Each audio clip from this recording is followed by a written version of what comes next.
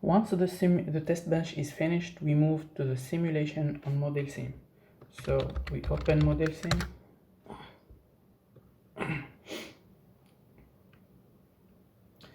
And then we have to change path to the simulation directory,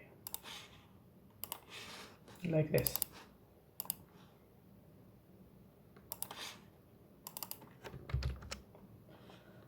Once in the simulation directory, we have to source the sim TCL file. So the sim TCL file contains procedures for compiling test benches and launching simulation.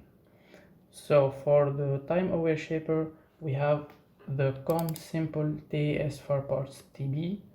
It will enable us to compile our Time Aware Shaper test bench files. So we call it here in Modelsim, and then we use the procedure sim simple TS for parts TB to launch the test bench simulation.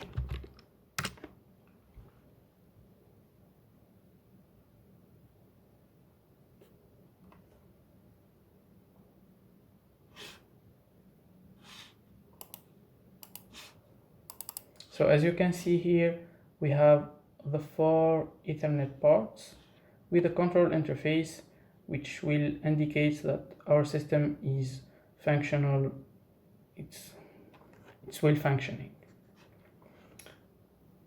So now we run the test bench simulation for 200 microseconds, and then we will see the waveforms that we will obtain. After the simulation is finished, you can see that we have many steps. First, reset steps, then core module configuration step, NIU configuration step, then port 0, port 1 configuration step. After that, we have port 2, port 3 configuration step, and finally the functional step. So as you can see here, port 3 and port 0 transmit frames only on cycle number 2. However, port 1 and port 2 transmit frames only on cycle 1 and cycle 0.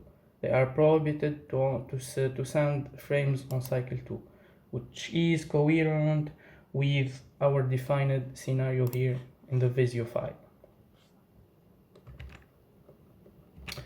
Finally, thank you for your attention, and if you have any question, you can contact us on safeconnectsystems.com. Goodbye.